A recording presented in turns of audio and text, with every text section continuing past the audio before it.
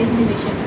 అయితే అన్ని జాతిల్లో నుండి అనేక స్త్రీలు బైబిల్లో నుండి అనేక స్త్రీలు బైబిల్లో ఉన్నారు. అన్ని జాతిల్లో నుండి దేవుని నమ్ముకొని స్త్రీలు, వాళ్ళలో కొంతమంది పేరు కూడా మనకు తెలుసు. ఒక గొప్ప పేరు అయితే మనకి రూతు, మోయాబిరాలు, మోయాబు దేశం నుండి కూడా నయోమి దేవుని తెలుసుకొని ఆమె మళ్ళీ వాళ్ళ జనంగాని ప్రజల్ని అందరిని వదులుకొని ఈ దేశంలోకి వచ్చినాక ఆమె ఏమి చేసిందంటే ఆమె ద్వారా ఒక గొప్ప వంశాన్ని, ఆమె ద్వారా గొప్ప వంశం, ఏ వంశము? ఆ దావీదు వంశంలో నుండి గొప్ప లోక రక్షకుడు యేసుక్రీస్తు వారు వచ్చారు. చూడండి ఎంత గొప్ప కార్యం అంటే అన్ని జాతీయాలైన ఒక స్త్రీని దేవుడు ఎలా వాడుకొని ఎలా వంశాన్ని ఒక లోక రక్షకుడు అంటే ఆ వంశంలో నుండి, దావీదు వంశంలో నుండి రావాలి. నేను అనేక సందర్భాలు మీకు చెప్తా ఉంటారు. రూతు ఏమవుతారు? అంటే దావీదుకి ఏమవుతారు? జేజమ్మ అవుతారు. అంటే వాళ్ళ తండ్రి తర్వాత దావీదు అంటే జేజమ్మ వరుస అవుతారు. అంటే అలాంటి ఆమె అన్యరాలు. చూడండి, మోయాబు దేశంలో వాళ్ళు విగ్రహారాధన చేసేవాళ్ళు. వాళ్ళకి అసలు యెహోవా దేవుడు యేసు అంటే అప్పుడు పాతకాలం కాబట్టి యెహోవా దేవుడు అని వాళ్ళకి తెలిసేది కాదు. కానీ ఎవరో వాళ్ళ అత్త ద్వారా వచ్చింది. అంటే మనకు రూతు గారి గురించి అందరికీ తెలిసింది. అలానే ఇంకా చాలా మంది స్త్రీల గురించి బైబిల్లో రాయడం, అన్ని జాతుల్లో నుండి వచ్చిన స్త్రీలు దేవుళ్ళు ఎలా ముందుకెళ్ళారు అనేది కూడా మనం చాలా మంది స్త్రీలు. అయితే ఇక్కడ ఒక స్త్రీ గురించి మనము యేసుక్రీస్తు వారు కొంతమంది స్త్రీ గురించి మాట్లాడారు. ఎవరి భార్య గురించి కూడా ఒకసారి మాట్లాడారు యేసుక్రీస్తు వారు. అలానే యేసుక్రీస్తు వారు ఇంకా కొంతమంది కొంతమంది స్త్రీ గురించి మాట్లాడారు. అలాంటి సందర్భంలో యేసుక్రీస్తు వారు ఈ స్త్రీ గురించి కూడా మాట్లాడుతున్నారు. అయితే ఈ స్త్రీని ఏమని పిలుస్తున్నారు యేసుక్రీస్తు వారు అంటే దక్షిణ దేశపు రాణి అని పిలుస్తున్నారు. ఎవరమ్మా? అయితే ఇక్కడ చూడండి, ఇప్పుడు మనం ఒక ప్రశ్న, చూచి నమ్మటి వారికంటే చూడక నమ్మని వాళ్ళ ధనిలని ఎవరెవరితో చెప్పారు? ఈ సేవ దేశపు రాణి కూడా ఇప్పుడు అదే వర్తిస్తుంది అన్నమాట. ఆమె అనేరాలు, ఆమెకు తెలియదు కానీ ఆమె చూడాలి అని ఆమెకు ఆసక్తి కలిగింది కాబట్టి దేవుడు ఆమె ద్వారా ఈ కార్యాన్ని జరిపించాడు. ఆ కార్యం మనం ముందు చూద్దాము. ఇంకొక ప్రశ్న ఎలా అంటే యెరూషలేం దేవాలయం కట్టింది ఎవరు? సొలొమోను. ఎన్ని సంవత్సరాలు కట్టించారు? 7 సంవత్సరాలు పట్టింది కట్టించడానికి. అయితే అక్కడ నుండి వచ్చి రాణి ఏ ప్రదేశం నుండి వచ్చింది? తూర్పు షేబా దేశం నుండి వచ్చింది. షేబా దేశం నుండి వచ్చింది కానీ నా పేరు ఎక్కడ రాయబడిందా? పేరు రాయబడింది, ఎక్కడ పెట్టేలా. అయితే మనకు 1వ రాజుల గ్రంథంలో ఇదంతా తెలుస్తుంది. ఆమె సంఘటన అంతా 10వ అధ్యాయంలో ఉంటుంది. మనం 10 నుండి చదివితే ఒకటొకటి మేము తర్వాత చదువుతాము. ఫస్ట్ ఈమె గురించి అసలు తెలుసుకుందాం. కొత్త నిబంధనలో యేసుక్రీస్తు వారి ఈమె గురించి ఎందుకు ప్రశ్నించారు అనేది అది ఇంపార్టెంట్. మనకి ఎందుకు అంటున్నారు, ఏ మాట అంటున్నారు అనేది ఒకసారి చూడండి. మత్తయి సువార్త 12వ అధ్యాయం 42వ వచనం ఒక్కసారి చదవండమ్మా. ఎవరన్నా తెలుగులో చదవగలిగితే చదవండి. మత్తయి సువార్త 12:42. యోనా కంటే గొప్పవాడు విమర్శ సమయమున కంటే గొప్పవాడు ఇక్కడ ఉన్నాడు. విమర్శ సమయమున దక్షిణ దేశపు రాణి ఈ తరము వారితో నిలువబడి వారి మీద నేర స్థాపన ఈ నిలబడుతుందంట. ఎవరి మీద చేస్తుంది? ఈ తరం అంటే మనం అంటే తీర్పు దినాన అంటే నేను అన్యరాలనై ఉండి దేవుని గొప్ప దేవుని నిజమైన దేవుని తెలుసుకొని వచ్చినప్పుడు ఆమె మన మీద నేరారోపణ అంటే క్రైస్తవులుగా పుట్టిన కుటుంబాల్లో పుట్టిన మనము టేక్ ఇట్ గ్రాంటెడ్. మనము అంటే అన్ని జాతులకు ఉన్న విశ్వాసము మళ్ళీ ఏంటంటే పుట్టుక క్రైస్తవులు చిన్నప్పుడు మన దేవుడు నా దేవుడు నన్నేం చేస్తాడు అని ఒక టేక్ ఇట్ గ్రాంటెడ్ అంటే చిన్నతనంగా మనం క్రైస్తవ కుటుంబాల్లో పుట్టిన బిడ్డలు. కానీ అన్ని జాతీయులు అలా కాదు. అన్ని జాతీయుల నుండి వచ్చిన బిడ్డలు ఎంతో దేవుని యందు భయభక్తి విశ్వాసంతో ఉంటారు. ఒక దినాన్ని వాళ్ళ ద్వారా మనం నేరస్థాపన కూడా చేయబడతామని యేసుక్రీస్తు వారు ఇక్కడ ఎవరితో చెప్తున్నారు? పరిశీలు శాస్త్రీయులతో చెప్తున్నారు. శాస్త్రీయులు పరిశీలు ప్రశ్నిస్తున్నారు. ఎవరెవరు మాకు చూపించు, ఎవరి ద్వారా మేము నేర స్థాపన చేయగలుగుతామని అంటే కొంతమంది పేరు చెప్పారు. యోనా గురించి చెప్పాడు. యోనా ఎందుకంటే సూచన చూపించాడు.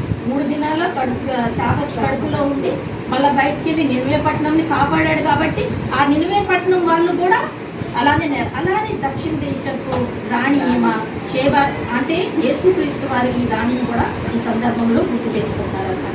అయితే యేసుక్రీస్తు వారు ఈ సందర్భంలో ఈమె గుర్తు చేసుకున్నప్పుడు ఈమె గురించి బైబిల్లో ఎలా అంటే పేరు రాయబడలేదు.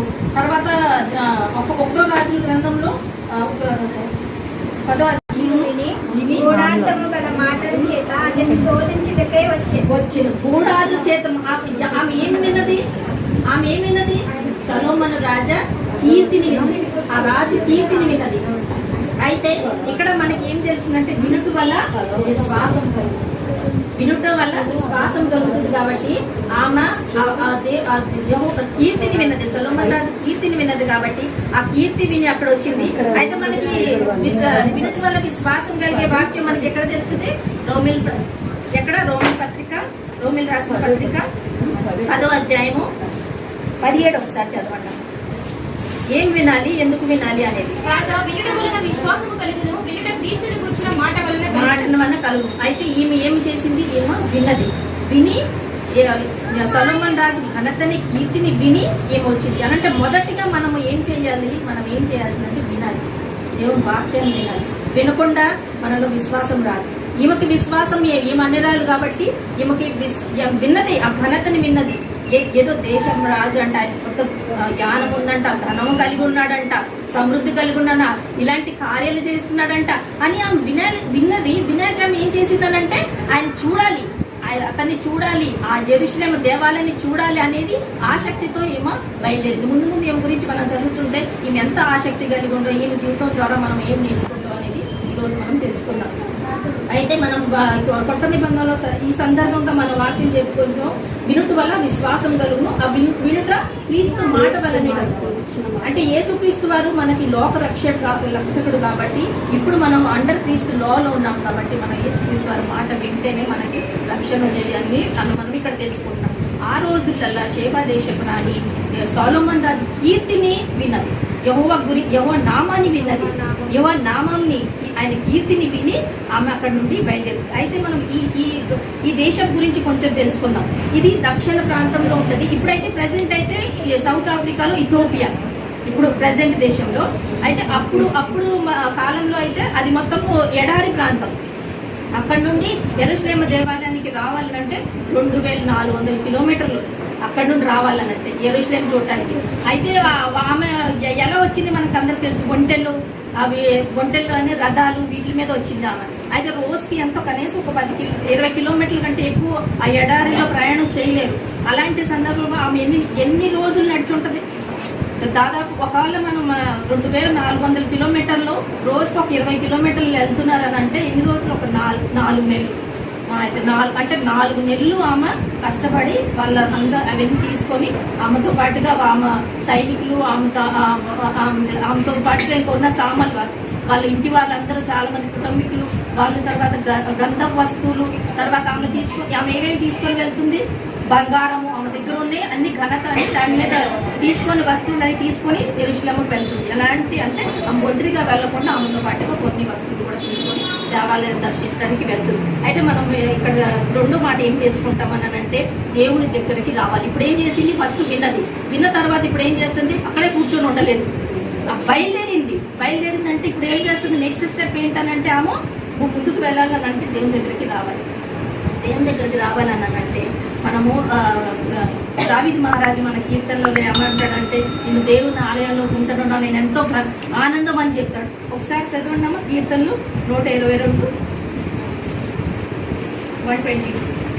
యెహోవా మందిరంకు వెళ్ళుదామని జనులు నాతో అనినప్పుడు నేను సంతోషించి ఏమంటారు? యెహోవా మందిరంలోకి వెళ్ళాలనంటే ఏమంటారు? నేను సంతోషించను అంటే ఈమె విన్నాక ఈమెకు దేవుని ఆలయంలోకి వెళ్ళాలి, పరిగెత్తాలని ఆశ పుట్టింది కాబట్టి చూడండి నెక్స్ట్ స్టెప్ అనమాట. అయిన తర్వాత ఈమె వెళ్తుంది. అయితే అన్ని రాళ్ళుగా నేనేమనుకుంటున్నా అంటే అనిత సిస్టర్ ఫస్ట్ టైం అలానే అనుకుని ఉంటది.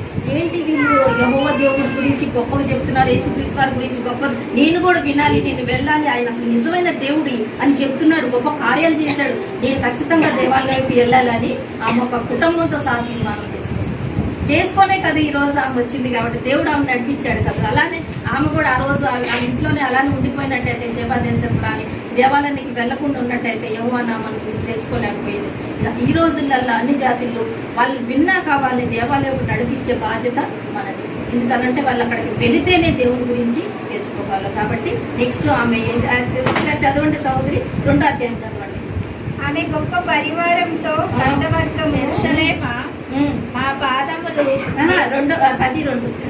ఆమె గొప్ప పరివారంతో గంధవర్గమును విస్తారమైన బంగారమును రత్నముల బాలకులను ఒంటెల మీద ఎక్కించుకొని యెరూషలేమునకు వచ్చెను. యెరూషలేముకు వచ్చిన చూడండి ఎంత గొప్ప పరివారం అన్ని తీసుకొని ఆమె వచ్చింది. అయితే ఇప్పుడు ఆ వచ్చినాక ఏం చేస్తుంది ఆమె, అసలు ఆమె ఉద్దేశం ఏంటి? ఆమె అంటే ఫస్ట్ లో మనం ఏం రాయబడిందంటే ఆమె శోధించడానికి వచ్చిందని అన్నారు. అయితే బైబిల్లో అయితే ఆమె గురించి ఒక్క సంఘటనే రాయబడి ఉంటుంది. ఆమె ఇట్లా వెళ్ళింది సొలొమోను రాజుని ప్రశ్నించిందని. కానీ కొన్ని గ్రంథాల్లో ఆమెను తప్పుడుగా చూపించారు.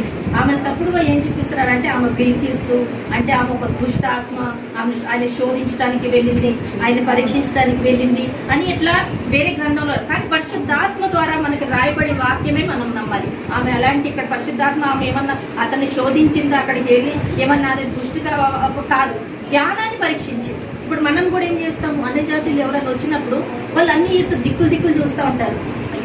అయ్యో భయంగా ఏం చేస్తున్నారు వీళ్ళు, ప్రార్థన చేయాలంటే వీళ్ళు కూడా ఇట్లా వాళ్ళు మూసుకోవాలా, ఇది చేయాలి అది చేయాలి అంటే వాళ్ళకి ఏం చేయాలనేది తెలియదు అన్నట్టు. అయితే అప్పుడు అది ఒక తర్వాత ఆ లాస్ట్కి ఏం చేస్తారు, పాస్టర్ అమ్మగారు గారు ఎవరో మీకు లాంటి పెద్ద వాళ్ళ దగ్గరికి వెళ్ళి ఇదేంటి నేను ఇది కరెక్ట్ అయినా ఇట్లా చెయ్యాలా, నేను ఇది చెయ్యొచ్చా అనేది అదంటే ప్రశ్న. అది దాని తప్పు ఎట్లా అంటారు? తప్పు కాదు కదా. అది తెలియని దాన్ని గురించి అడగటము, నీకు జ్ఞానం ఉంది, నీ దగ్గర ఉన్న పెద్దవాళ్ళు గొప్ప వాళ్ళ దగ్గర ఉన్న జ్ఞానాన్ని ఈమె తెలుసుకుంటానికి వెళ్ళినప్పుడు అది ఆమెను తప్పు పట్టడం కాదు. కానీ కొన్ని గ్రంథాల్లో ఈమె గురించి చాలా తప్పుగా రాయబడి ఉంటుంది. ఎందుకనంటే ఈమె అక్కడ సొలొమోను రాజుని శోధించడానికి వచ్చిందని రాయబడి అంటే వాళ్ళు రాస్తారు, అలా ఈమెను చిత్రీకరిస్తారు. ఈమె పేరు కూడా రాయబడలేదు, కానీ కొన్ని గ్రంథాలు బిల్కిస్ అని చెప్తారు. అంటే దుష్ట ఆత్మ లాగా కార్యం చేయడానికి వచ్చింది అన్నట్టు అని అన్నాడు. కానీ బైబిల్లో పరిశుద్ధాత్మ ఆమె గురించి అలా రాయబడలేదు. కాబట్టి అదే చెప్తున్నా. ఎందుకనంటే చాలా మంది స్కాలర్స్, బైబిల్ స్కాలర్స్ రీసెర్చ్ చేసి ఈమె వచ్చినాక ఎటుపోయింది, ఇంకా సొలొమోనుకి ఈమెకి వివాహం జరిగి ఒక కుమారుడు కూడా పుట్టాడు అని కూడా వాళ్ళు ఆ బుక్స్ లో ఆ మాటలు అంటే రీసెర్చ్ స్కాలర్స్ ఏంటంటే కొన్ని ఆ సంఘటనల గురించి అక్కడ ఉన్న అవన్నీ అక్కడ జరిగిన సంఘటనలన్నీ జాయింట్ చేసుకుంటా మాట్లాడతారు, వాళ్ళు రీసెర్చ్ చేస్తారు. కాబట్టి అలా బుక్స్ రాస్తారు. అయితే మనకు బైబిల్లే మనకి ఆధారం, బైబిల్లే మనకి నిజం. కాబట్టి మనం దీన్నే నమ్ముకోవాలి. కానీ ఆమె గురించి ఏం రాయబడి ఉన్నాయి అన్ని కూడా మనం కొట్టేయాల్సింది. అయితే ఇప్పటి వరకు మనం ఏం చూసుకున్నామంటే ఆమె వచ్చింది, ప్రశ్నిస్తుంది. అయితే ప్రశ్నిస్తూ అని అంటే నేను చెప్పాను కదా, ఇప్పుడు తప్పలేదు. మత్తయి సువార్త 7:7 ఏమంటున్నారు, అడుగుడి మీకు ఇవ్వబడి అంటున్నా. మనం అడిగితేనే కాదు దేవుని దగ్గరకు వచ్చి, నాకు ఇప్పుడు అన్ని జాతీయాలు వచ్చింది, ఆమె వచ్చి అడిగితేనే కాదు, అడుగుడి మీకు ఇవ్వబడు, తట్టుడి మీకు తీయబడిన.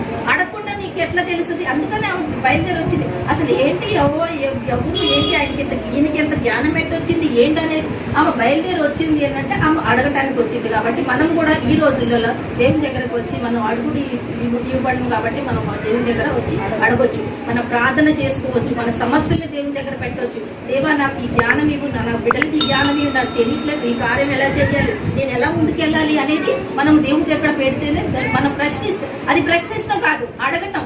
మనము వినయతతో దేవుణ్ణి అడుక్కోవాలన్నట్టు.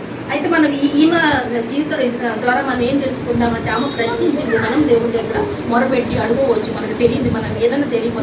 అదేవిధంగా యాకోబు పత్రికలో కూడా మనకి ఎవరికైనా జ్ఞానం కొద్దిగా వెళ్తే వాళ్ళకి జ్ఞానం ఇవ్వబడి అని చెప్తుంది. అది 1వ అధ్యాయంలోనే రాయబడి ఉంటుంది, 5వ వచనంలో స్టార్టింగ్. ఇప్పుడు ఇందాక ఆ ఆంటీ గారు చెప్పినప్పుడు ఇప్పుడు ఈ బిడ్డలకి ఇప్పుడు ఏంటి అది అవసరం ఏంటి, ఇప్పుడు వాళ్ళకి ఆ బిడ్డలకి దేవుని జ్ఞానం అవసరం కాదు. ఇప్పుడు వాళ్ళకి ఈ బిడ్డలకి ఇప్పుడు ఏం అడగాలి, వీళ్ళు నాకు జ్ఞానం తక్కువైంది నాయన, నాకు ఈ లోక సంబంధమైన జ్ఞానం తెలియట్లే, అయోమయం పరిస్థితి ఉంది, నాకు ఏం తక్కువైందో అదే నేను అడుగుతున్నాను, నాకు అనుగ్రహించి దేవాన్ని ఈ బిడ్డలు ఎవరు బిడ్డలు అడగచ్చు. అదేవిధంగా దేవునిలో కొత్తగా నేను ఇందాక చెప్పినాను, అన్ని జాతీయులలో వచ్చిన వాళ్ళకి చాలా అంటే వాళ్ళకి ఎన్నో ప్రశ్నలు ఉంటాయి. వాళ్ళకి అసలు వీళ్ళు ఏంటి, ఇట్లా చేస్తున్నారు ఏంటి, వీళ్ళు కూడా ఇట్లా ఇవన్నీ ఎందుకు చేస్తున్నారు, అసలు ఈ ప్రార్థనలు ఎందుకు చేస్తున్నారు వీళ్ళు అని అంటే, ఈ లోక సంబంధమైనది కాదమ్మా, ఇది పరలోకంలో స్నానం సంపాదించుకోవటానికి ఈ లోకంలో కార్యం చేస్తున్నాం మనం అని వాళ్ళకి చెప్తే వాళ్ళకి అది అంత ఈజీగా అర్థమవుతుంది ఆంటీ గారండి.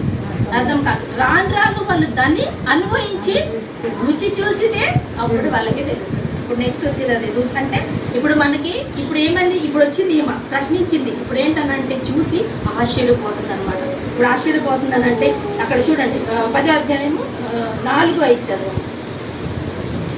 సొలొమోను దర్శనం చేసి తనకు తోచిన దానిని అంతటిని బట్టి అతనితో మాట్లాడి ఆమె వేసిన ప్రశ్నలన్నిటికీ సొలొమోను ప్రత్యుత్తరం చెప్పాడు. బాగా సమాధానం కూడా చెప్పాడు కరెక్ట్ గా. రాజులకు మరుగైనదేదీ లేదు. ఆమె ప్రశ్న వేసిన వాటిని అన్నింటినీ భావం చెప్పెను. షేబా రాణి సొలొమోను యొక్క జ్ఞానమును అతడు కట్టించిన మందిరం అతని బల్ల మీదనున్న భోజన ద్రవ్యములను అతని సేవకులు కూర్చుని పీఠములను అతని ఉపచారులు కనిపెట్టుటకును వారి వస్త్రముల్లో అతనికి గిన్నెలు అందించి వారి యెహోవా మందిరమందు అతడు అర్పించి దాఖలను చూసి విస్మయం పొందింది. చూడండి, ఆశ్చర్యపోయింది. అసలు ఏంటి ఎంత డిసిప్లిన్, వీళ్ళందరూ ఆయన బల్ల మీద ఉన్న భోజనం ఏంటి, ఆ యూనిఫామ్ ఏంటి, వాళ్ళు ఆయనకు అందించేది ఏంటి, అసలు వీళ్ళు దేవాలయంలోకి ఇట్లా పైకి స్టెప్స్ పైకి ఎక్కి అసలు ఫస్ట్ రాజు నడవటం ఏంటి, తర్వాత వెనక వీళ్ళు మంత్రి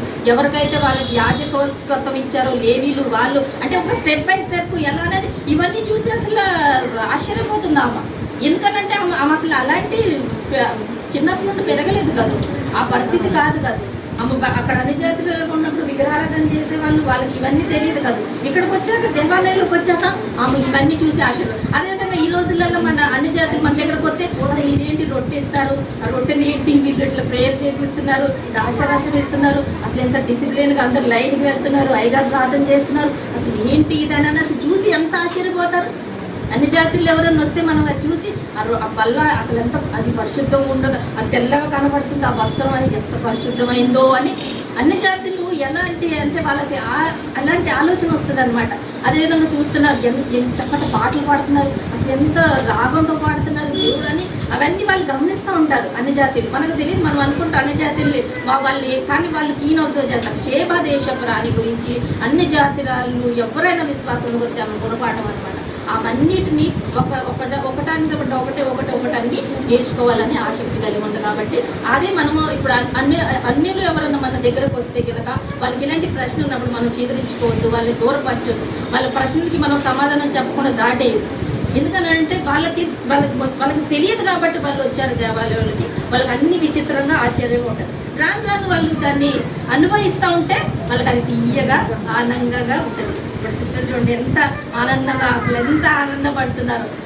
నేను ఎలాంటి పరిస్థితుల నుండి వచ్చినాను, విగ్రహారాధన చేసే ప్రదేశంలో మా ఇంటి వాళ్ళు కానీ మా గృహం వాళ్ళు కానీ వాళ్ళ పద్ధతులు వేరు, వాళ్ళు చేసే కార్యాలు వేరు, కానీ ఇక్కడికి వచ్చాక నేను ఎంత ఆనందిస్తున్నాను, ఎంత ప్రశాంతంగా ఉందో, నాకు ఎంత తీపిగా అనిపిస్తుందో మీ చేసే అని ఆమె మనసులో అలా వస్తుంది. రాజానికి అన్ని జాతులకి అలా వస్తుంది. అయితే మళ్ళీ కొంచెం ముందు చదవండి, 6వ అధ్యాయం కూడా చదవండి. ఇదంతా ఎట్లా జరిగింది, కళ్ళారా చూస్తేనే జరుగుతుంది.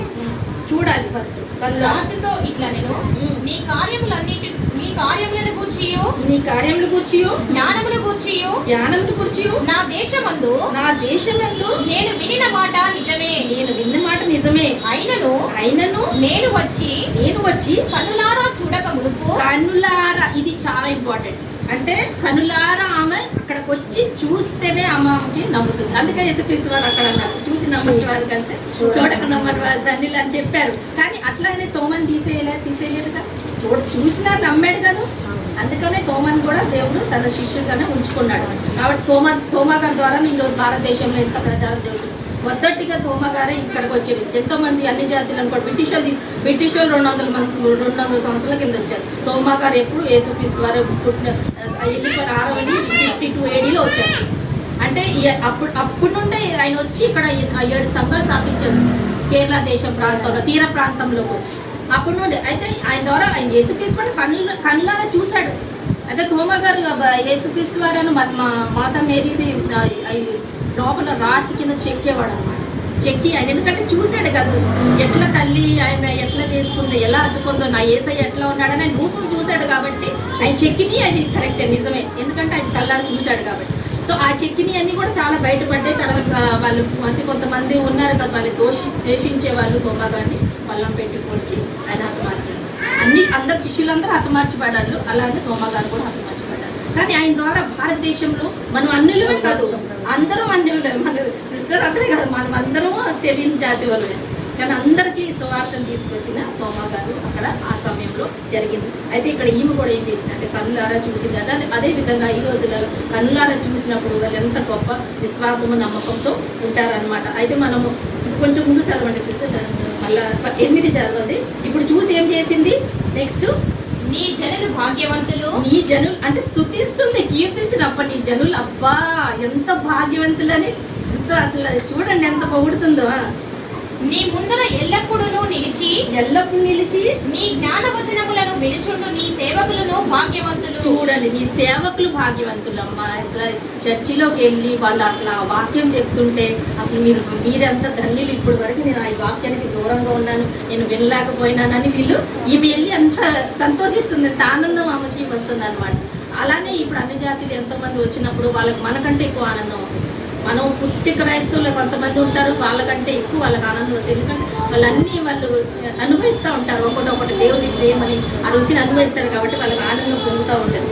కొంచెం ముందు చదవండి సౌండ్. నీ యందు ఆనందించి ఇశ్రాయేలీయుల మీద రాజుగా నియమించిన నీ దేవుడైన యెహోవాకు స్తోత్రము కలుగును గాక. ఇప్పుడు ఇదిగోండి ఇక్కడ నుండి స్టార్ట్ అయింది. చూసిందిగా, అనుభవించింది అంతా. ఇప్పుడేమంటుంది, ఇక నీ స్తోత్రం, నీ దేవుడు గొప్పవాడు, నిన్ను ఇశ్రాయేలు మీద రాజుగా నియమించాడు, నీకు అన్ని ఘనత. ఆ సొలొమోను రాజుకున్న ధనము, ఆయనకున్న జ్ఞానము ప్రపంచంలో ఎవ్వరికీ లేదనమాట.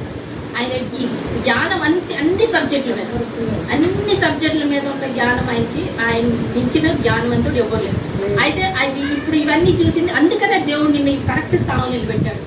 ఇశ్రాయేలీయులకి నీకు రాజుగా నిలబెట్టాడు, దేవుడు నీకు గొప్ప కార్యం చేశాడని కూడా ఆమె సాక్ష్యం పలికింది. యేసుక్రీస్తు స్టార్టింగ్ అనుకున్నాం కాదు, ఆమె ఒక్క దినాన మన మీద నేరస్తామని చేయబోతుంది.